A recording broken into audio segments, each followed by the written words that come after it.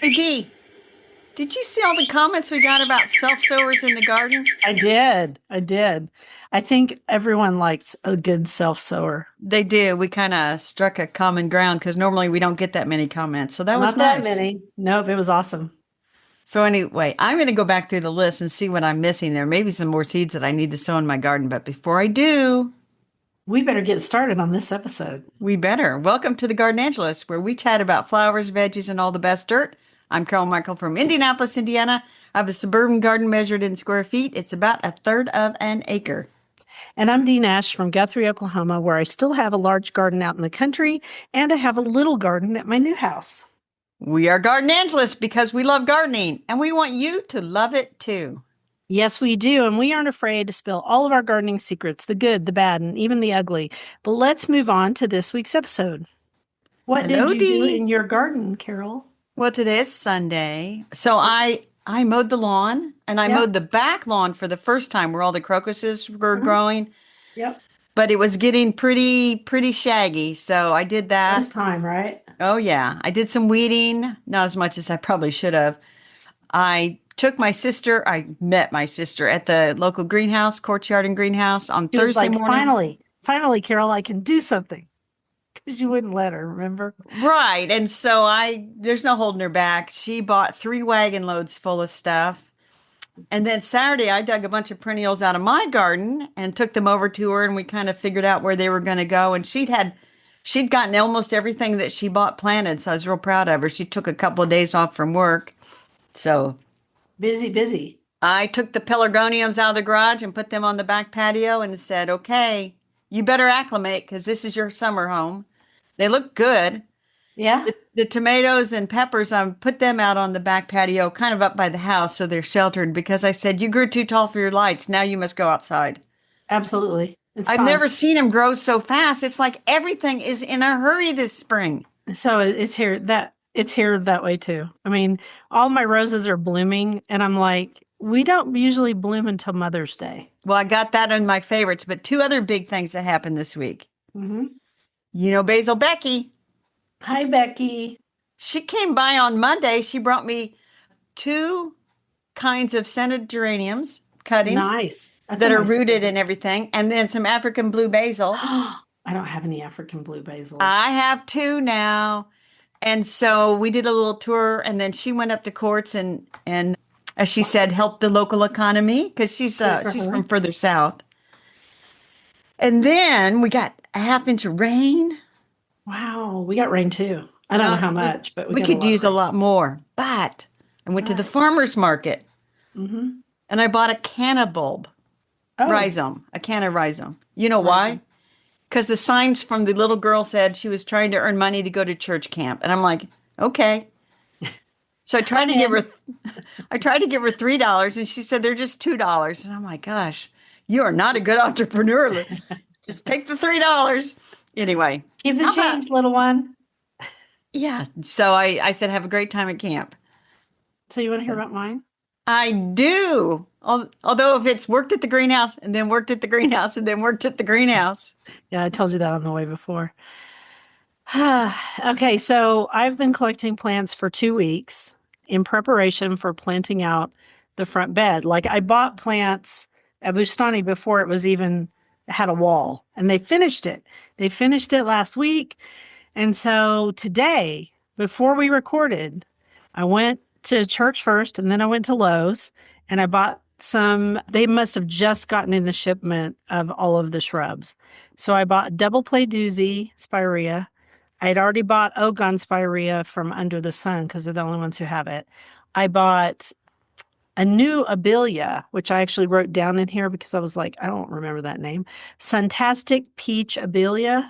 Nice. And then I bought Sunshine Ligustrum because personally, I love Sunshine Ligustrum. I love plants that are chartreuse. And so this will tie all the garden together.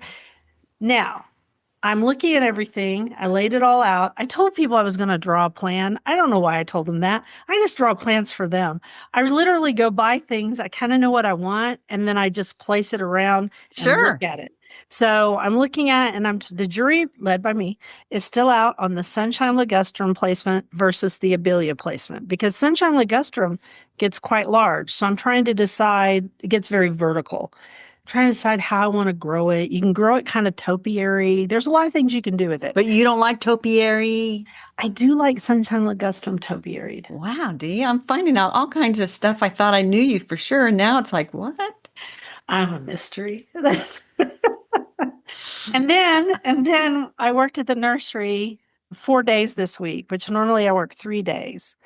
But we are in the thick of it, Oh, man. yeah. They're in the We thick of are, it up at the as greenhouse. you and I always say, it's go time. And we Oh, were yeah. way behind on our drop-ins.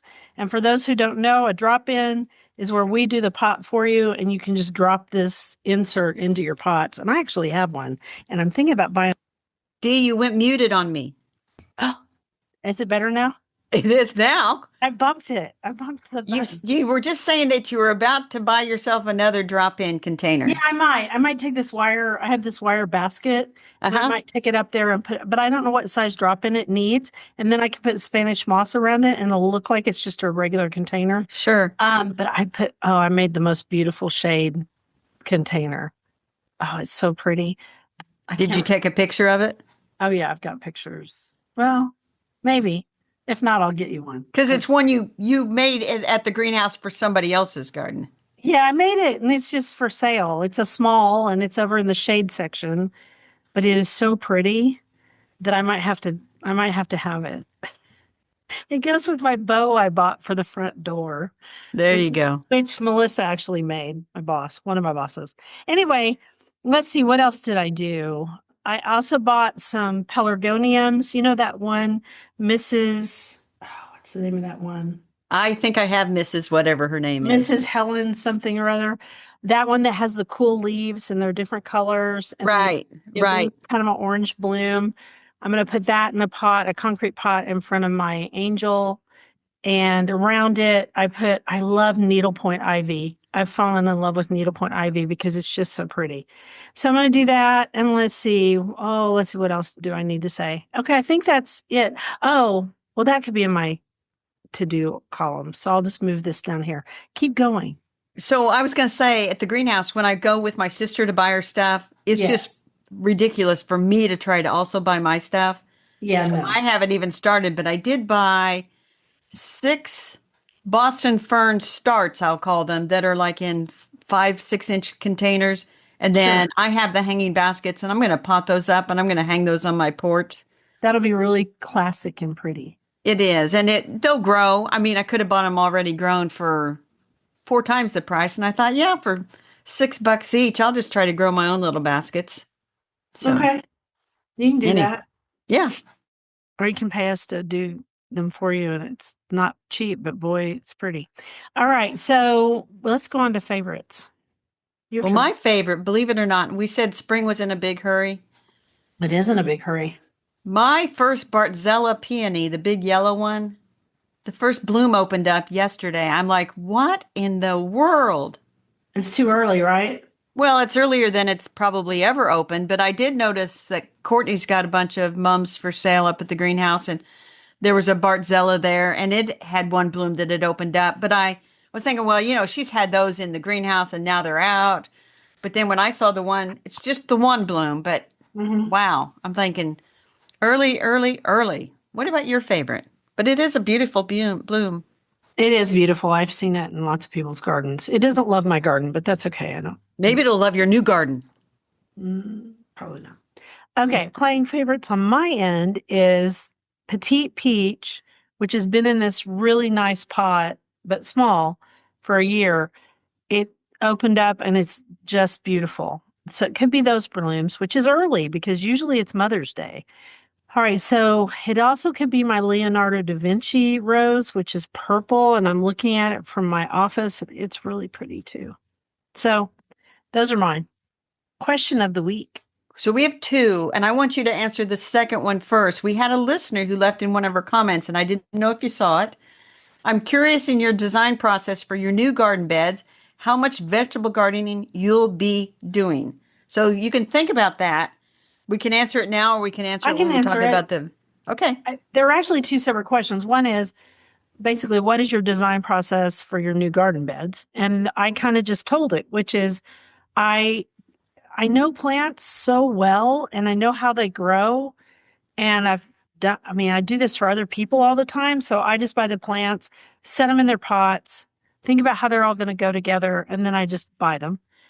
But then, and then I place them, and then I'll think about it for a little bit, and then put them in there. And I was just thinking that there's a bare spot in the middle of that front bed. Uh-huh. I could put zinnia seeds there, and that would look really You good. could. I You could. could. That's just an idea. Okay, so there's that. And then how much vegetable gardening will I be doing? Okay, this year I won't be doing any vegetable gardening, although I still know how. So if you guys need vegetable gardening, garden coaching, I can totally do it for you. My plan is get through this year. I Mm-hmm. mean, my house had no beds at all, no borders. So I'm going to get through the borders this year. I've got west facing borders and I've got east facing borders and I've got one that faces south. And so I want to get those lined out. And then next year I can think about how much vegetable gardening I want to do. And my plan is to buy some more Vaco beds that Uh-huh. match this house because this house is totally different than the other house. I'm leaving my other ones at the other house, which people can't believe, but I am. Yep. That's my plan. Okay. So Very what's good. question number one? But I would like to say that I think you are going to put a cherry tomato in a pot. Mm, maybe, maybe not. You Okay. can buy pretty good cherry tomatoes. So here's the other question that my sister was asking me, and you said you get this all the time.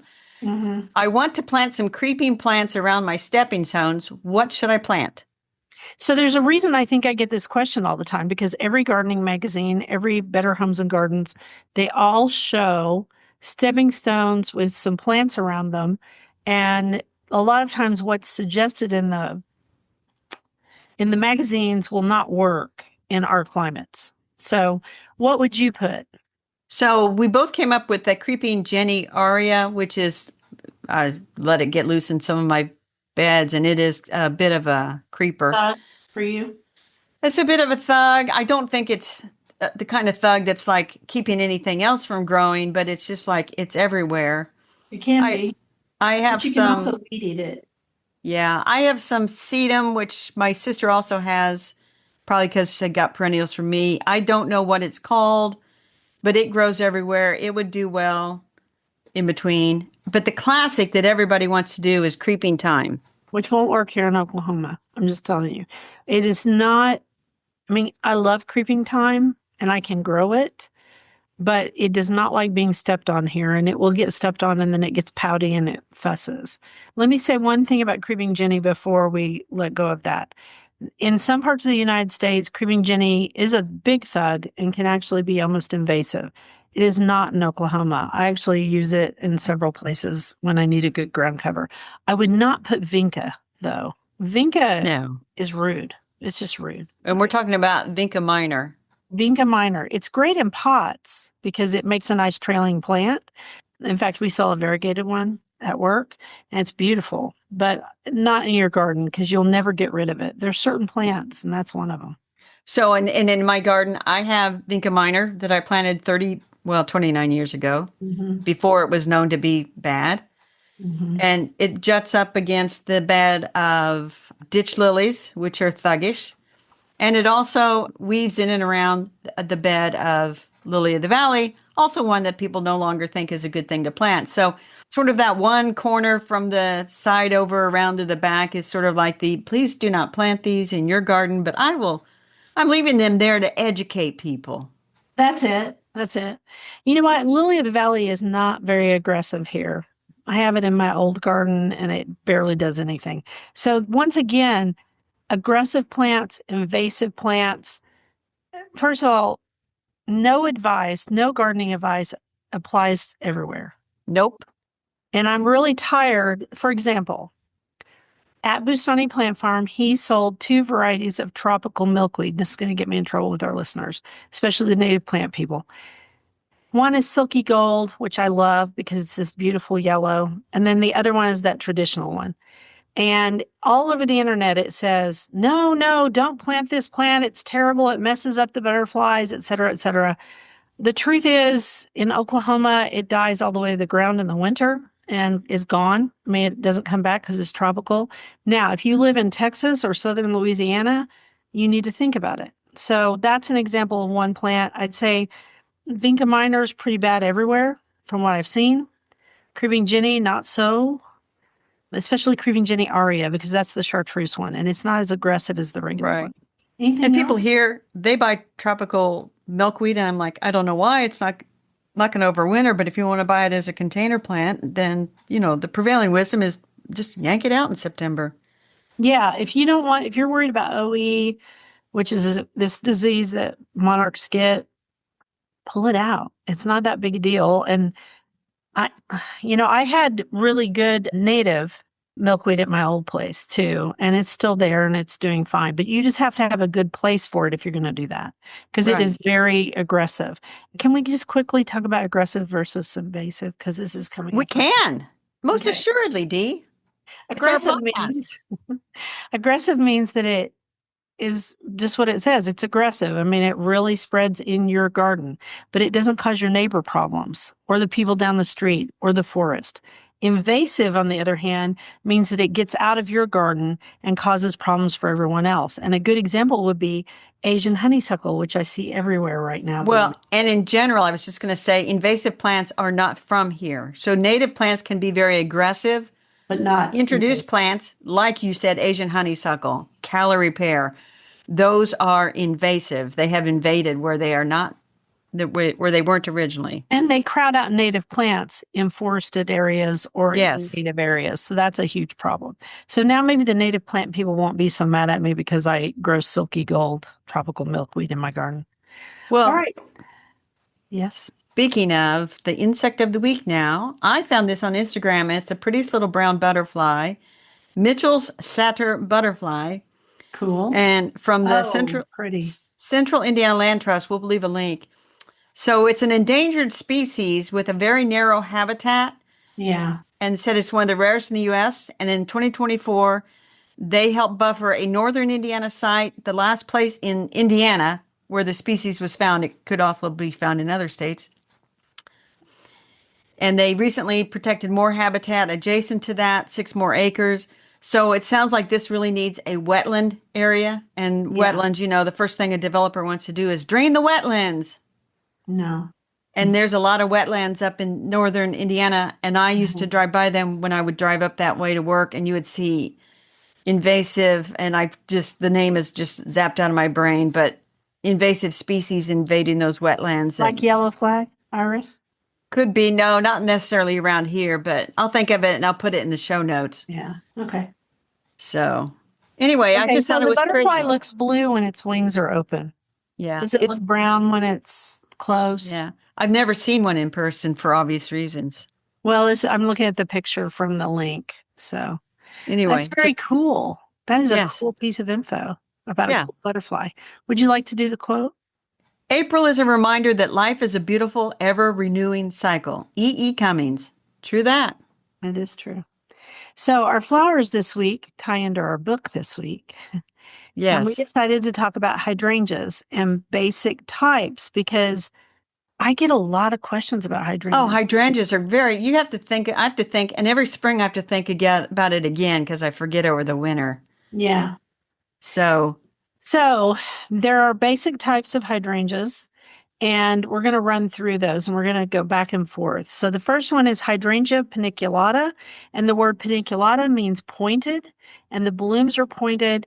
And like I'd say all the paniculata types or panicles, they bloom from the bottom up and they age from the bottom up. And that's why you'll see online where they show them pink, or whatever color they are. They tend to be on the white side, and as they age, some of the blooms on some of the plants turn colors, and they turn from sometimes red and sometimes it's kind of a pinkish color. It just depends on the plant. So you have to really look these up. I'm trying to think of the one that I'm thinking about putting in my front garden, which I almost forgot to do. So well, I'll here's think the thing about the paniculata. Now, we're going to tell you that this is not a native. This is from Asia. Mhm. But I have limelight, for example. It is I do completely too. sterile. And Yep. so it will be covered with massive panicle flowers that are gorgeous, and you will not find a single insect on it. I had to cut mine back to nubbins, as they say, when they put the new fence in. But it is growing rapidly, and I thought, will this be showing above the fence, which is always neat from the street, and then the neighbor whose patio doors look out on it, she likes to see it. I think it will Yeah. make it, but it is one you But it can won't whack it back. eventually. Yeah, you can whack back all of the paniculatas hard. I have Limelight, I have Bobo, I have Quickfire, I have Little Quickfire. I have so many because I really like the panicles. Yes. They're easy to grow. They like, I mean, in my part of the world, they like an eastern exposure so that they get some light. They can even grow, if you give them enough water, you could probably even grow Limelight on the west side, but it would burn the blooms here. But Yeah, and that's a good point we should make is water, water, water. All yeah, the the word hydrangeas like hydrangea water. comes from hydro. Yes, meaning water. The next one is Hydrangea corsifolia, the oak leaf hydrangea. This one is native. Yeah. Now they have tons of selected cultivars and things, and I have a beautiful one here on. It's on the west side of my house, but it's kind of shaded by another by an evergreen. It's Yeah. beautiful. No idea the variety. I know it's big, and I know it came in a quart-sized container from Proven Winners. It could be one of the varieties that they introduced, and then they said, "Oh, well, here's a better one," and so they took it away. But it's always been a showstopper. Great fall color on the foliage. So and the reason it's called corsifolia, it comes from corsus because the foliage looks like an oak leaf. And they are beautiful in the fall. The panicles are also beautiful, but not like the corsifolias. I grow snowflake, and I'm looking online right now, and you can actually order snowflake from Home Depot. And if you order it, I found mine in Tulsa. It was really hard to find. If you order stuff from Home Depot, you don't have to pay shipping. That's just a little tip. A newer version of this same plant, mine has double blooms. A newer version is Snow Queen. I don't know that you can beat Snowflake. Snowflake is gorgeous, and I'll probably plant it on the north side of my house. Probably three of them. That's my Yeah. plan. Or Now, five. the thing we should say about the paniculata and also Quercifolia. I think they both bloom on new wood. Yeah, I think so. But The everybody, paniculata for sure it, blooms on new wood. yes, I don't remember with the Quercifolia. So look it up just to be sure because we could be wrong. All right, and then we go to H. macrophylla, which is a big leaf hydrangea. These are very hard to grow in Oklahoma. If you have the right conditions, like a north-facing wall, something like that, you can grow them if you have a lot of water. But you're not going to get blue blooms unless you put a lot of acid into the soil. So they're about as difficult to grow as azaleas here. So I would say this, in addition, is this one blooms on old wood. And Mm. so if you have in Indiana a particularly hard winter and a lot of the branches die back, it'll come back and produce new wood, new stems, but you won't get a You bunch of won't get any blooms. blooms, and they don't even have pretty foliage in the fall. So it's like maybe pick out something different. I will say there are newer varieties on the market of the microphyllas that do bloom on new and old wood. But again, you're not going to get as many blooms if they freeze all the way to the ground. The classic macrophylla is endless summer.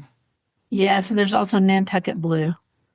Those Yes. two are very, very popular, but you're going to get pink here or some weird shade of purple if you try to acidify your soil. Now, someone's going to write in and say, mine are blue. And I'm going to say yes, because you feed them sulfur. So, Or you live in a someplace with acidic soil. acidic soil, yeah. So the next one is, you go. Hydrangea serrata, which is the mountain hydrangea. And Dee says, I've tried it, no go. I I was think, sent one. yeah, I think I got sent one, and I'll tell you what, they send these things and I plop them in here and there. And they've started to provide some very good labeling. But I have to go around and look and say, now, which one is this? So I could not tell you if I have a good success at mountain hydrangea or not, which is very sad. I think tough stuff is at least part serrata. So, Yes, yes, it is. You're right. so that was the one that I got and I killed it. It couldn't do it here. I mean, hence the word mountain. Yeah, and then Tiny What would Tough you do? Stuff is a smaller one. I think Tiny Tough Stuff is blooming around here somewhere. I would have to go look. That's a Yeah. terrible thing, but you know, Oh, can I if you talk about look the at it next? and you Huh? see the blooms of the serratas and you say, I really want to try it, try one, see how it Yeah. goes before you like get a whole bunch of them. Yeah, don't buy five. Okay, H. arborescens, which is the smooth leaf hydrangea, and it is native to the United States. And then I wrote, Oh, Annabelle, I love you so. So, Annabelle is a found variety that was found in Illinois, and then they named it Annabelle, I think after the county, but don't, I mean, I'm just pulling that out of my The memory. county, the landowner, there could be any Who reason. knows? I don't The remember. town, I If have you no look on my idea. blog, you can look it up. But anyway, I loved Annabelle. I had Annabelle for years. I'm leaving Annabelle behind. Everybody's gasping, you know. You can buy Annabelle, and truthfully, digging it up is really hard. I dug some up for a lady well, her husband and I did it, and she helped. It was hard. So Annabelle is fabulous. The one that is just the straight species is fabulous. And now they've got what is the name of the one that's so popular? Now I'm not going to be able to remember it. I have no idea. Something ball. I'll look it up. Incredible. Incredible. And there's not just the, thank you. There's not just the original Incredible. There's also a lot of other Incredibles. And then there's also the ones that are pink and ruby. And those are the ones that support breast cancer research. And they're not Yes. Incredible, they're something else. But they're all part of that smooth hydrangea deal. And I'm telling you, wonderful plants. I can't grow the pink one, but I was able to grow the ruby one. The Cool. ruby one did really well on the east side of my house. And you know what? You can also go to Proven Winners and read up on all of these various 5 types. And we will put the link in the newsletter for you and in our show notes. Right. And then let's talk ever so briefly about that blue color. We've already said, hey, you need acidic soil to get that. Yep. We're already, when Easter came around and, people were buying blue hydrangeas, they're not going to be blue in your garden, people, No, unless because you we don't live in live it. back east. Yes. And Mother's Day is coming up. And once again, blue hydrangeas will be on the market. They Yeah, even, don't buy your mother one of those hothouse hydrangeas because she'll go try to put it in her garden and it'll die and she'll be sad. yes. So I will say this. I was at the greenhouse and my sister did buy a couple little hydrangeas for this one area. And I noticed on the tag that on the one tag, it's got it with a blue color, and on the other tag, the other side of the tag, it shows the pink color. So I was telling my sister, look at the pink color. You're not getting the blue color. You're getting the pink color. So they dual tag these things. That's smart because you know what? They used to not do that and people were disappointed. Have we Yes. talked about hydrangeas enough, my dear? We have my older sister did she bought a really pretty blue hydrangea, and I just like sighed. I says it won't be blue after this year. So No, enjoy it. enjoy it. I'll do the next quote. There is no gardening without humility. Nature is constantly sending even its oldest scholars to the bottom of the class for some egregious blunder. That's by Alfred Austin. We've done that one before, but it is so fitting, and it's fitting for our next topic. Yes, and so the topic for our vegetable garden, and we did had some suggestions that we go back to the basics for the vegetable garden topic, and we might.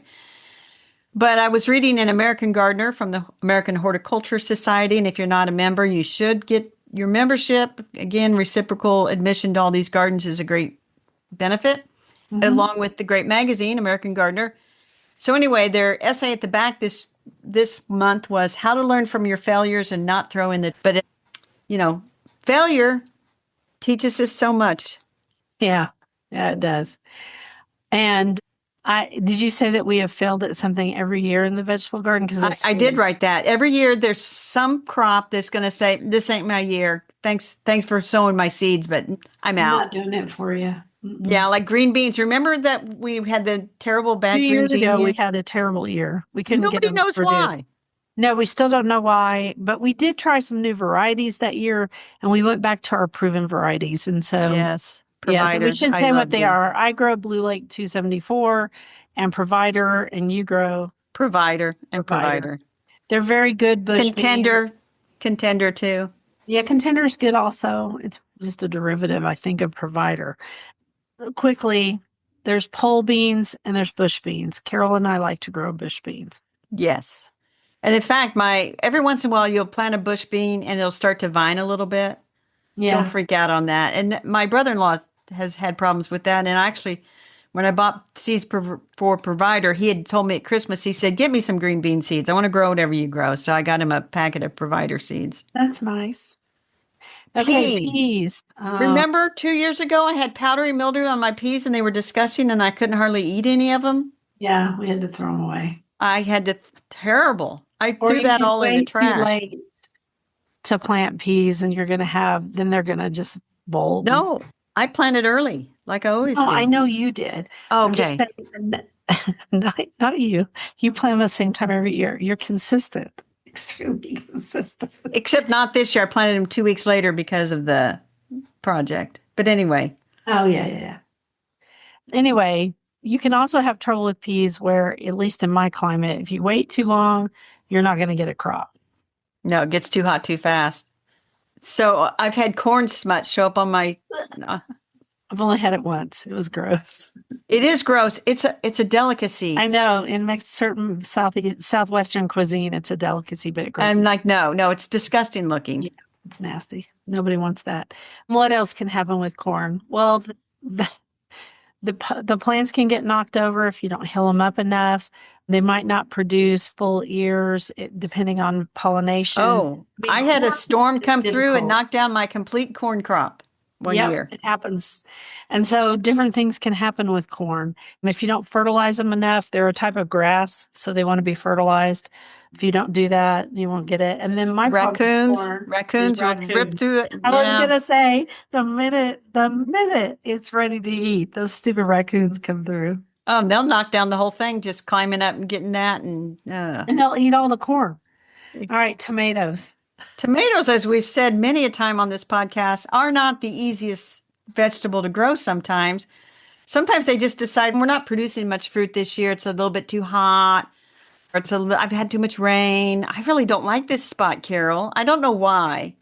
They're just finicky. They're And then finicky. sometimes it's just I pick a new variety and it's like, that's a dud. Yeah, I went through a stage where I planted new ones every Or year. like, Now oh my God, I'm here's in a a blight. different I'm going to stage. die completely now. Yeah. Blight So comes if you through. want to be successful with tomatoes, your first year out, you've never grown a tomato before. I would not say to try to grow a big slicer right off the bat, unless you just want to try. Do a cherry tomato. Cherry Yes. tomatoes are closer to the original form of tomatoes, and really they want to produce for you. Yes, they do. Now, here's a sad cherry tomato story. Oh, don't tell us. Okay. So my sister at the condo, she had a cherry tomato we had planted in one of her big fabric pots and put it on her patio. Then one day she came home and there was no foliage on her cherry tomato. She Oh, said, "What that'll be happened?" Hornworm. I said, "You yeah, got to it's so find the hornworm. It's silly. too late." Ate the whole thing while she was at work. Oh my God. That's terrible. I've I never know. I know. And so Oh, she dumped the whole thing. That was it. She has not tried to grow a tomato since that horrible year. hornworms can be really And the bad, thing is, especially tomato ones. she lives in a condo area. This Yeah, is not what? like Garden Where did that Central. moth come from that felt the need? Oh, there's a tomato. Oh, look, a tomato. I think I'll lay my little eggs here and then my little babies will come up and they will have food to Right. eat. I am a good mother. And then squash. Squash is almost impossible to grow in Oklahoma unless you use pesticides. And we don't Why use would that be? pesticides. Because of the squash bugs come They're terrible. and squash vine borers. So in my area, I try to grow it in a different bed because that's one of the things, crop rotation, crop rotation, crop rotation. Absolutely. So the peas do not go where the peas had powdery mildew last year. The tomatoes go in a different bed. And so I try to move the squash around too. So if Yeah. there's eggs, there are eggs for squash bugs in the ground. There are eggs for squash vine borers out there. So I just try to grow it as fast as I can, pick as fast as I can, so that when they show up and start messing with it, I'm over it anyway. And also don't try to grow too much the first time out. Oh, Just yeah. don't. Because everybody does that. Don't overcrowd things either. Okay, let's go on to the next quote. I'm tired of veggies. Move on. Okay, gosh, I thought we came up with a good topic. It was a great topic, actually.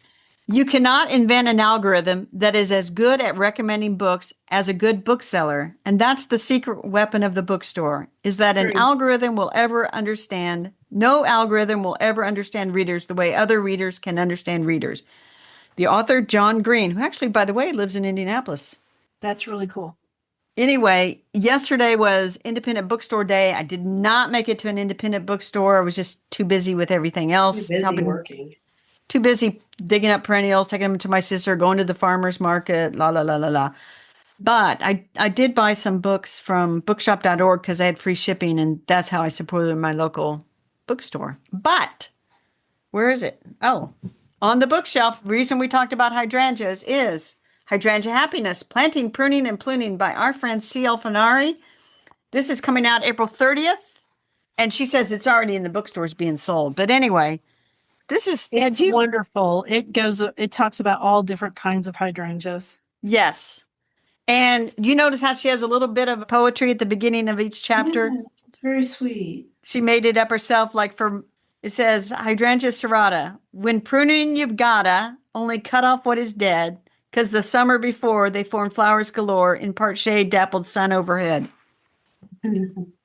So I like that. Now, we should say that CL lives on Cape Cod. Yeah, which is the place to go see blue hydrangeas. And they have a hydrangea festival every year. I would love to see that. She says blue or pink mop heads. That's the big leaves. I'm reading it. Yeah. Fill endless social threads. They are the hydrangea holy grail. Flower buds formed in summer. If winter kills, a bummer. And hot summer's hot sun makes them fail, which is why you don't grow them in Oklahoma. Yeah, only if you've got the right conditions. So I love that while she talks about Hydrangea macrophylla, she also talks about the panicles, the corsifolias, the serratas. She talks about all of it in here. Oh, I yeah. would be keeping this book. She says, not just eye candy, but a book that is handy, accessible facts that you'll treasure, designed to inform, yet throughout the norm is wisdom, beauty, and pleasure. This is a really delightful book. It is, but she's a delightful person, so I'm not the least bit surprised. Yes. Here's fall color on oak leaf hydrangeas. Oh, beautiful. Yeah. And it is beautiful. And she says the fall foliage color on Hydrangea corsifolia is reason enough to grow this shrub. And she is exactly right. Exactly right. Although you'll get beautiful flowers too. So, and she talks about Snow Queen. Oh, good. Yeah. So we did good. So I will say she's also known as the Garden Lady. Yes. And so if you look for her, and we'll put a link to her website, which is links to everything. She has a Saturday afternoon garden show on the radio on Cape Cod on NPR. I've actually been her guest a couple of times. Yeah, I have too. I love that she calls her garden Poison Ivy Acres. Yes. And she's been on Cape Cod, according to the book, since 1993. So she's really well known on Cape Cod for all her gardening advice and everything. Yeah. So even if you don't live on Cape Cod, it's a delightful show. I've listened to it sometimes, 1:00 my time, noon your time. I listen to it too. It's and really then if you follow her, she's got a hydrangea group on Facebook. If you really love your hydrangeas, you can follow her there. But the book, yeah, look at that. It's very pretty. It is pretty. Really anyway, it's well written. It's fun. It's how gardening books should be written. They should be written with good information, presented and whimsy. They should have a little bit of whimsy because yes, I don't know, some of them are so boring. And yes. This is not. This is so not anyway, this is Hydrangea Happiness, Planting, Pruning, and Blooming by C.L. Fanari. We'll put links, and we highly recommend. It's really a fun book. Yeah, she knows her stuff. Next quote. I love spring anywhere, but if I could choose, I would always greet it in a garden. Ruth Stout. So here's a funny thing about Ruth Stout. Over on my Lost Ladies of Garden Writing, I was looking at the stats because I was in a group when we were talking about Substack. She is 4 times more popular. The post I wrote about her is 4 times more popular than any other Lost Lady of Garden Writing. Mm-hmm. And the funny thing is, in addition to the no-till method of gardening, which when you see pictures is a mess. It's a mess. Yeah, it's not like lasagna gardening. She liked to garden without any clothes on. Yes, she liked to garden in the nude. So she would have fit in on that day. It's once a year. Yes. And Rex was her brother, and he wrote really good mystery stories. So, Yes, Rex Stout. yeah. Okay, so on the dirt section, I found this article from Martha Stewart, and it's about using cornstarch in your garden. Why? Well, I I think, and so with Martha Stewart, like a lot of those, like Epsom salts, most of that's already been debunked. But Mm-hmm. cornstarch, It treats powdery mildew, according to this. yeah. Well, she says you can use it as a thickener Yeah. for like neem oil. You put a Okay. bit of cornstarch in, it thickens it enough so it doesn't drip off the leaves. Really? Yeah. Now, this part about using it to clean grease or spills off of pavers, bricks, or patios, that's true because it binds to the oil and then you can rinse it off. So that's true. It's a great absorbing method. So that's absolutely right. Yeah. And so the other thing is an ant deterrent. And I'm like, is cornstarch an ant deterrent? Yeah, actually, it is an ant deterrent, and I've actually used it before, and it I gets into their working parts and then they suffocate. I'm going to put some because I haven't the ants, believe it or not. I usually have ants that come in by now. Haven't seen Mhm. any. I see some ant hills outside, and I think like along the garage where they tend to. I think I'm going to This put had, some cornstarch down. so the thing I had read was that it would gum up their parts, but this says that it disrupts their scent trails that they use to navigate it. Hmm. Huh. Well, Yeah, there you go. we've talked about creating DIY seed tape where you mix the cornstarch in water, and then that kind of creates a little bit of sticky Binder. thing so that you can put your seed along the tape, whatever you use as your tape, and then once it dries, it binds it on there. So that's pretty good use. But I'm not going to make seed tape. No, I'm not, uh, an alternate universe. There's Carol that's making seed tape and doing things like Yeah. that. But Yeah, Dee in does things this like that in the universe, alternate universe, but not here. No. not here. Who hasn't? Anti-blister powder. So you put it, yeah, put it on your gloves, in your gloves. I'm not putting cornstarch in my gloves Well, I because might try that. it'll all be gummy and disgusting. All right. Well, anyway, people can take for that what they want. I just thought it was something kind Take of what you like, interesting. leave the rest. Yes. I'll do a quote so we can talk about our rabbit holes. Okay. There is a pleasure in the pathless woods, and that is by Lord Byron, and that's from one of my tea bags. There you go. So my rabbit hole is that I've been down a rabbit hole on roses and their companion plants because we don't grow roses all just by themselves anymore because we don't spray them like we used to. And I am speaking on next Saturday, well, it'll be this Saturday, in Texas at the Heritage Rose Foundation's meeting. And my title is Old Garden Roses and Their Companions. And so I had to go through my old photos of my roses before I got rose rosette disease because I don't grow as many old garden roses as I once did. It just turned out that there are some new varieties that look old and have really good disease resistance. Not that old roses don't have good disease resistance. Some do, some don't. And I'm saying that for my friend Sydney, who owns a rose nursery and is coming to hear me speak. So I don't want her to come and be mad at me because I said something bad about old roses. I love old roses. So, is our friend Teresa going to be at the I think Heritage Rose? she is. I think so. She lent me some pictures because I was like, Teresa, I don't have enough pictures So if you of the see, actual roses. so you might see Teresa. I might. I don't know. We'll see. You saw someone we know this week. I saw Basil Becky. Yes. So my rabbit hole is that I did a lot of reading this past week. I'm very much into what they call middlebrow fiction, where not much happens, but they're just pleasant. Really pleasant. So I'm working on a presentation that I'm giving on Thursday of this week at Franciscan Promise, Senior Promise. We are Franciscan busy. Tips and tricks for spring gardening. And, because I've been reading all this middlebrow fiction, there'll be a fair number of quotes interjected into there from middlebrow fiction. Cool. That'd be So great. I'm going to finish that up. I'll probably work yet this afternoon. Because for whatever reason, I tend to kind of take it easy on the weekends from gardening. Yeah. Because I got all week, and then my sister's out there trying to get everything planted before she has to go back to work It's tomorrow. because you had to work all those years, and now you're like, you know what? I don't have to do all that. I don't have One to. piece of bad news about, well, I'll tell that in my garden commissions. Keep going. Well, a garden to visit. I came up with this one because we talked about it last week. So I thought, well, we'd do a deeper dive. Yeah. The Atlanta History Center has lovely gardens around it. And in particular, inside the center is the Cherokee Garden Library, Yeah. which you and I went to together. And we Mhm. looked at the entire library that was owned by Elizabeth Lawrence, famous Southern garden writer. Right. But they have several garden writers there. Oh, It's a yes. full garden library. So if you ever wanted to do research on any gardening books, they probably have them. But they do have Elizabeth Lawrence's full collection. And we got to look at them and they had her notes inside of them and Oh, her yeah. thing. All the ephemera that came with them. It Now, was her very, very special.